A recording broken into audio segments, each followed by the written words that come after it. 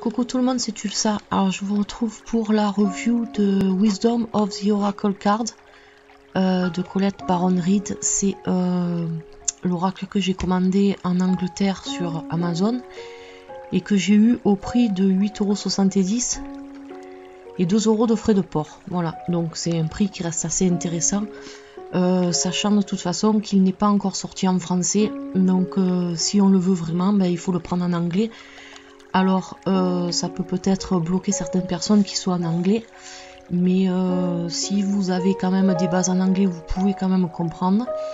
Et puis il faut pas oublier qu'il y a Google Traduction qui est très très bien. Et moi je sais que même s'il était sorti en français à 8,70 €, ça laisse à réfléchir quand même. Voilà, donc ça vaut le coup de se casser la tête, de traduire un peu au début, de se faire un cahier, de traduire, d'imprimer les traductions. En plus c'est le logiciel qui le fait automatiquement, donc on s'embête pas trop. On scanne le livre dans l'ordinateur, le petit livret qu'il y a dedans, et puis voilà, et le tour est joué. Donc je pense que le jeu en vaut la chandelle. Après chacun fait comme il veut. Donc c'est un oracle qui est édité aux maisons Edey, donc c'est un peu comme Exergue chez nous à peu près, voilà. Donc on retrouve une boîte en dur qui est assez grosse, comme vous pouvez le voir. Elle est petite de taille par rapport aux autres oracles, mais elle est assez imposante. Donc on retrouve à l'intérieur le livre. Un livre qui est assez épais, comme vous pouvez voir. Il y a 205 pages. Voilà, 204 pages. Alors ce qui est intéressant avec ce jeu, alors je ne vais pas m'éterniser sur le livre parce que c'est toujours pareil les livres. Donc il vous donne à propos des cartes, donc un texte de l'auteur. Après il vous dit comment travailler avec cet oracle. Et vous allez voir qu'il y a plusieurs façons, donc il y a des méthodes de tirage qui sont proposées. Et puis ce qui est bien, c'est que pour chaque carte, je vais vous montrer, donc vous avez la photo en noir et blanc, le nom, alors son message essentiel, et puis le message de la carte en général. Et ensuite, si vous posez par exemple une question relationnelle, vous avez donc le message qui est là pour le relationnel. Si vous posez une question par rapport au travail ou à l'argent ou à tout ce qui est bien matériel ou financier, vous avez encore une autre interprétation qui n'est pas la même. Et puis si vous voulez poser des questions sur plus spirituel ou alors dans un autre contexte que le financier et le sentimental, donc vous avez encore un autre texte qui est possible. Et tout ça donc pour les 52 cartes de l'oracle, parce qu'il y a 52 cartes. Voilà, après bon, vous avez un texte sur l'auteur, sur l'artiste, voilà, c'est rien de particulier. Donc ça c'est pour le livret. Voilà, vous voyez, les textes ils sont pas très longs, donc à traduire franchement, je vous dis, vous scannez votre livret dans votre ordinateur, après vous imprimez la traduction en français et le tour est joué. Alors maintenant, hop, j'ai fait tomber la boîte, c'est rien, il n'y aura pas plus loin. On va passer aux cartes. Ah, donc désolé pour la coupure, mais mon logiciel me fait encore des siennes, donc il a fallu que je tourne l'ordinateur, que je m'embête encore un peu. Mais bon, c'est pour la bonne cause. Donc les cartes, comme je vous disais, donc ce sont des cartes qui sont assez épaisses. Elles sont flexibles, mais on voit que c'est la bonne qualité. Le seul reproche que je leur fais, alors c'est peut-être moi qui suis mal tombé, mais vous voyez là, vous voyez ici, le rebord, il n'y en a presque pas. Et là, il est énorme. Et pareil ici. Donc, ça le fait pas sur toutes les cartes. Ça le fait, par exemple, il y en a, ça va. Vous voyez, par exemple, celle-ci, c'est nickel. Mais si, par exemple, vous voulez découper les rebords blancs, eh ben, vous ne pourrez pas. Parce que sinon, vous allez découper la moitié. Parce que de l'autre côté, ça le fait pas. Ou alors ça le fait mais très peu, donc c'est un peu dommage, mais bon, mis à part ça, c'est pas grave. Donc on a un rebord blanc, des tranches blanches. Les Anglais, les Américains, ils sont pas trop tranches dorées, j'ai remarqué, parce que beaucoup de jeux qui sont de là-bas, souvent c'est rare quand on a des tranches dorées. Donc je regarde que ce soit bien centré, parce que j'ai envie de vous faire quand même une vidéo correcte, malgré que je suis un peu embêtée par rapport à la webcam. Hop là, que je torde pas mes cartes, non ça va, elles sont costauds. Donc l'esprit du jeu, on va retrouver beaucoup ces couleurs pastel tout le long, donc ça c'est un jeu qui est très reposant, qui est très agréable. Elles sont numérotées et elles ont une bannière qui est très jolie avec leur nom, donc vous voyez, écrit en écriture très raffinée. Donc on est sur un jeu qui est très féminin, très reposant, donc franchement, et puis très fantastique aussi, vous allez voir. Donc l'auteur a mélangé plusieurs choses pour faire ce jeu. Il a mélangé certaines cartes de Yi-King, il a mélangé certaines runes, et puis certaines cartes des oracles, des arcanes majeurs des tarots. Voilà, pour faire un oracle de 52 cartes, d'après ce que j'ai lu dans le livre. Donc là on a la première carte, le Yang, l'énergie masculine. La deuxième carte, le Yin, l'énergie féminine. On va aussi retrouver tout le long de ce jeu un visage là, un peu fantomatique, on va dire, qui veille. Je pense que c'est l'esprit de l'oracle, peut-être, je sais pas, qui veille sur tous les personnages qui sont représentés dans ces cartes là.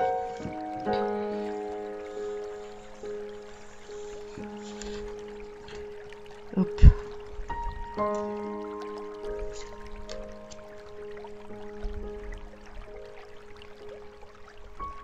On va trouver bien sûr des animaux.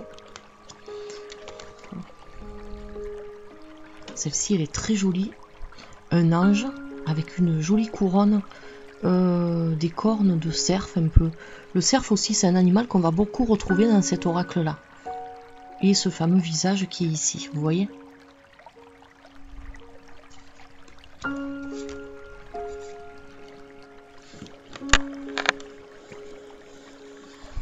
Je le mets comme ça, peut-être vous verrez mieux.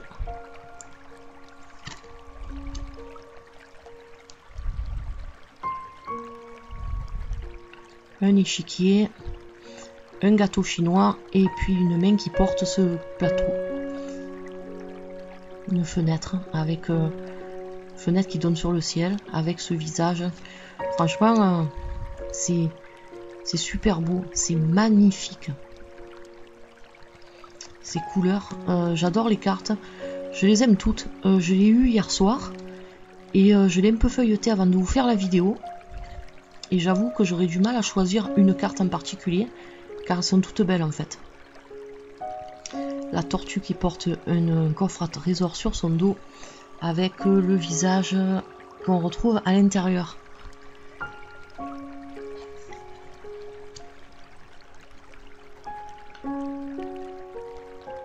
Cette carte, elle me fait un peu penser au...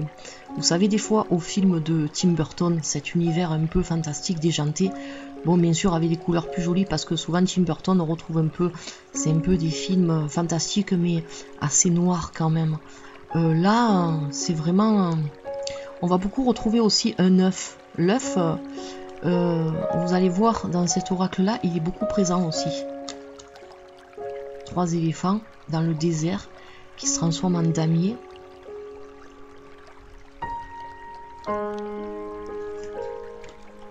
Le zèbre qui porte un clocher. Je sais pas si c'est un clocher ou si c'est un tourniquet à musique peut-être, vous savez, ancien. En tout cas, c'est très beau. Les animaux.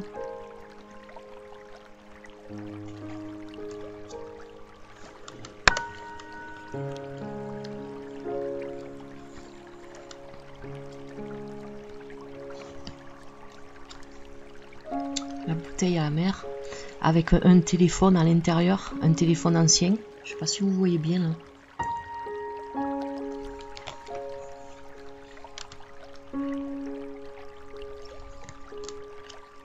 Deux masques vénitiens sur un tas d'or, trop beau. Franchement, chapeau l'artiste. Alors elle est rigolote aussi, et bizarre parce que elle, je sais pas comment vous expliquer, son visage, on dirait que il est tatoué en relief de fresques.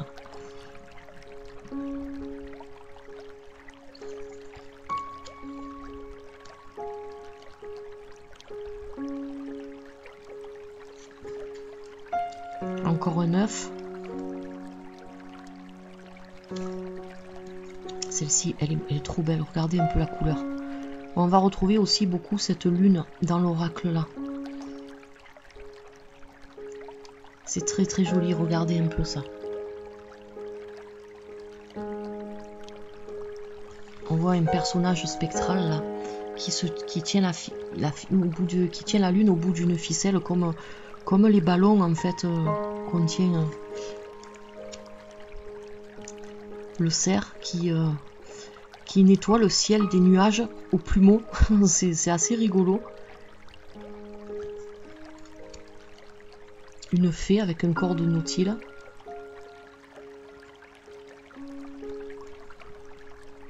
Ou de sirène, on dirait plutôt un nautilus, un nautile, je sais pas.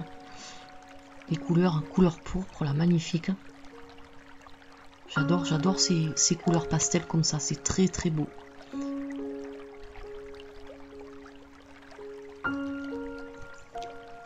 La fameuse lune, vous voyez, on la voit bien en gros plan avec le renard qui dort au creux d'elle.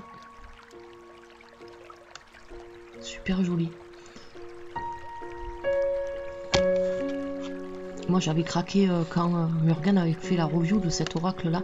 J'avais craqué pour les illustrations. C'est pour ça que j'ai dit il me le faut à tout prix. Le dos de la carte. Voilà. Bien sûr un peu plus travaillé ici.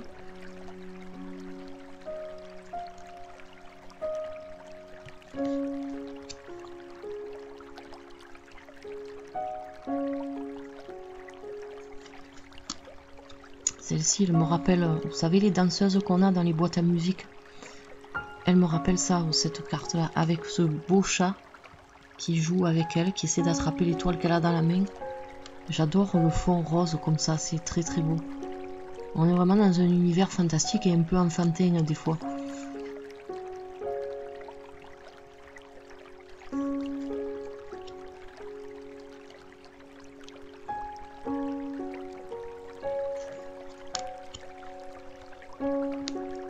Celle-ci, elle me rappelle la première carte, celle du Yang. Vous voyez les mains?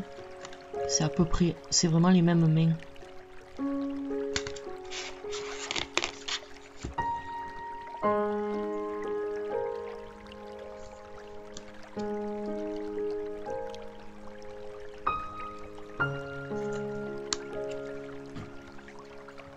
Passé, futur, et là, le présent, avec ici et maintenant. Donc elles ont vraiment leur langage et certaines illustrations on arrive vraiment à définir ce que la carte, le sens que la carte nous donne. Le zèbre qui se transforme en girafe. Chaos et conflit.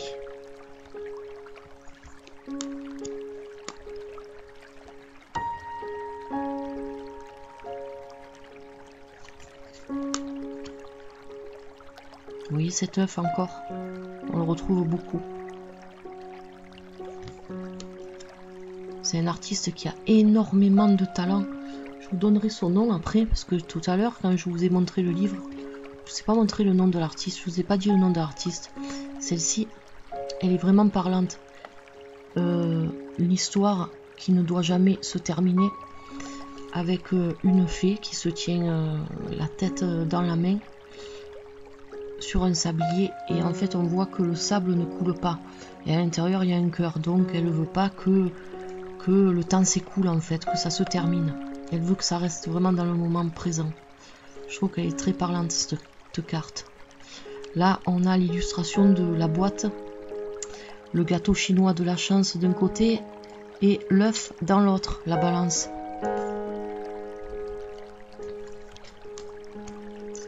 Nouvelle vie avec un ange qui éclot d'un œuf. Et le visage là, vous voyez, le visage, je sais pas si vous voyez bien la cam. Ah, elles sont d'une beauté ces cartes. Le léopard ou guépard, je sais plus. Le hibou et l'œuf avec le visage dedans, mais aux couleurs du léopard. Ça c'est rigolo aussi.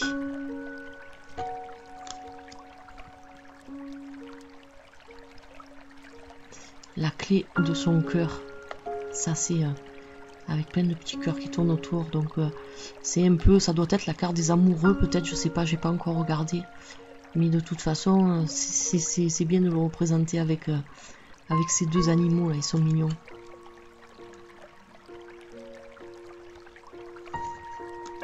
La lune qui a un visage.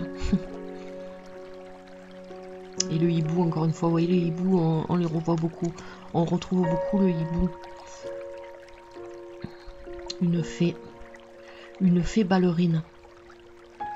Alors même lorsqu'on a comme ça un ciel nuageux, ça reste quand même reposant. C'est pas quelque chose qui inquiète. C'est pas quelque chose qui est menaçant. Les couleurs sont vraiment très très belles, très pastel. Celle-ci elle est très jolie aussi. Donc elle marche sur cette palissade qui l'amène à une porte là. Et puis on voit en fait elle est un peu spectrale. On voit les palissades à travers sa robe. On retrouve beaucoup aussi ces fanions tout en haut là. Certaines cartes, beaucoup de cartes. La régénération, donc malgré le chaos, l'arbre qui arrive à survivre. Ah, et rigolote, c'est là parce qu'on retrouve ce guépard là, ou ce léopard, je confonds toujours les deux, avec le drapeau qu'on retrouve dans les rallyes. Encore une fée ballerine. Ah, lui il est beau, le petit renard qui observe la lune, qui est perché sur un œuf. Il observe. Celle-ci elle est très jolie aussi. Vous savez les petites maisons qu'on fait en abri pour les oiseaux. Et puis ce visage nautile là, du dos de la carte, qui ressort ici aussi. Cette petite éléphanto qui se baigne dans un bol de lait avec un super bel arc-en-ciel. Franchement, pff. Et on finit sur deux anges. Alors une, elle est posée sur les deux d'ailleurs, mais celle-ci on le voit bien sur une pelote de fil à coudre. C'est assez rigolo. Donc en fait elle est en train de coudre ce fameux fanion qu'on trouve tout le long de l'oracle. Voilà, donc c'est vraiment, on est transporté vraiment dans un monde enchanté avec cet oracle là. Je suis contente, je vous dis, mis à part, le seul défaut que je lui reproche, c'est bon que certaines cartes ont ce bord un peu décalé. Mais ça c'est un défaut d'impression, ça n'a rien à voir avec l'oracle en lui-même. Mais bon, moi franchement ça me gêne pas, bon ça aurait pas été, ça aurait été mieux. Mais bon, je vais pas le ramener pour ça, je l'ai acheté en Angleterre donc ce serait un peu bête. Puis ça se trouve, celui que j'aurai, ce sera le même problème. Donc ça je m'en fous, à la limite il n'y en a que quelques-unes. Bon, moi je suis pas quelqu'un qui découpe les bords, donc ça me gêne absolument pas. Voilà, mais c'est une très belle oracle, je ne regrette pas de l'avoir acheté. Je vais potasser ça, je vais bien le traduire ce week-end. Et lorsque j'aurai les traductions en main, mais de toute façon on verra un peu pour voir si je peux faire un tirage avec cet oracle. Je sais pas encore si je peux faire un tirage des énergies, je crois que c'est un oracle un peu divinatoire quand même. Divination Cards, vous voyez, donc je pense pas que ce soit un oracle de guidance. De toute façon on verra, je vous tiendrai au courant. Voilà, donc c'était la vidéo de cet oracle, Wisdom of the Oracle, je sais pas comment on dit. Donc je vous avais dit que j'allais vous faire rire avec mon anglais à 2 balles, mais voilà. Donc je vous retrouve de toute façon prochainement pour une autre vidéo, et puis je vous souhaite une très bonne soirée. Allez, bye bye.